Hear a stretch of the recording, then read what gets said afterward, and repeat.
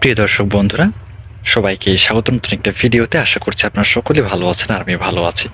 প্রিয় দর্শক বন্ধুরা, আজকে আমরা যে বিষয় নিয়ে কথা বলবো এবং আলোচনা করব সেটা হচ্ছে যে আসলে আমরা অনেকে ভেড়া পালন করতে চাই, কিন্তু আমাদের কাছে সেই পরিমাণ অর্থ বা টাকা থাকে না। তো আজকে আমরা জানবো যে আমরা কম অর্থ খরচ করে কীভাবে ভেড়া পালন করতে পারবো। তো চলুন কথা না বাড়িয়ে শুরু করি।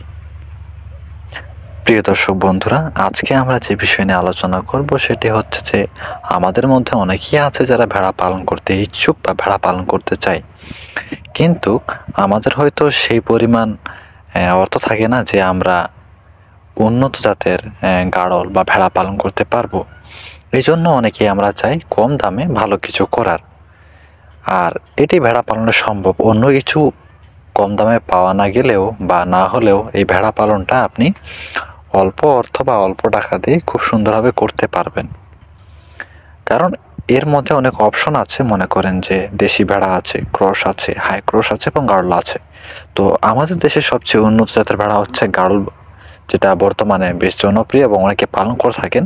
কিন্তু আমাদের যেহেতু সেই পরিমাণ টাকা বা অর্থ নেই যে আমরা গাড়ল কিনে পালন করব, তাই আমরা যদি চাই কম দামের মধ্যে আমরা দেশি ভেড়া পালন করতে পারি, আর এটি অনেকটা লাভজনক।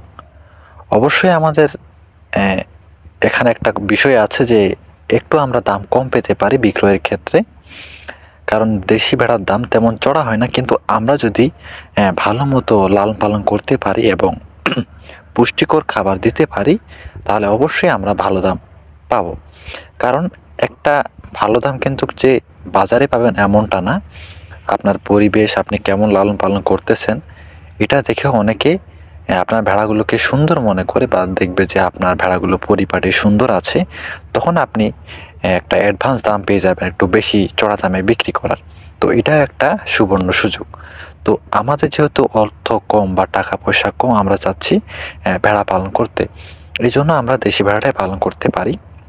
কারণ 20,000-এর মধ্যে আপনি 4 থেকে 5টা ভেড়া এমনিতেই পেয়ে যাবেন, এবং একটা ভালো রকমের পাঠা কিনতে গেলে আপনাকে 8 থেকে 10,000 টাকা গুনতে হবে। যদি আপনি ক্রস করাইতে চান তাহলে আপনি একটা অরিজিনাল পাঠা কিনতে পারেন।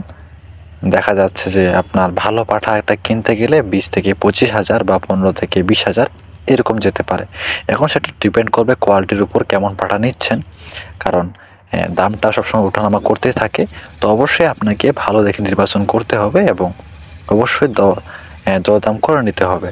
এখন আপনি যদি ভেড়া পালনে অভিজ্ঞ না হয়ে থাকেন, যারা আছেন তাদেরকে আপনি নিয়ে যেতে পারেন আপনার সঙ্গে, যাতে করে আপনি একটু দরদাম করে সুবিধায় নিতে পারেন, যাতে করে আপনার বেশি অর্থ খরচ না হয়।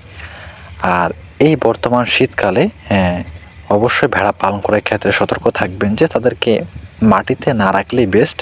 কারণ এই সময় মাটি অনেকটা আর্দ্র থাকে, আর তার সাথে তারা মলমূত্র ত্যাগ করবে মাটিতে, এবং মাটিতে রাখবেন, দেখা যাবে যে তাদের গায়ে ঠান্ডা লেগে যাবে এবং মলমূত্র লেগে যাবে, একদম হজবরল অবস্থা হয়ে যাবে। এই জন্য যদি আপনারা পারেন অবশ্যই চট বিছিয়ে রাখবেন। যদি সেরকম সামর্থ্য না থাকে মাচা করার, তো অবশ্যই চট বা খড় বিছিয়ে রাখবেন, যাতে করে তাদের ঠান্ডা না লাগে।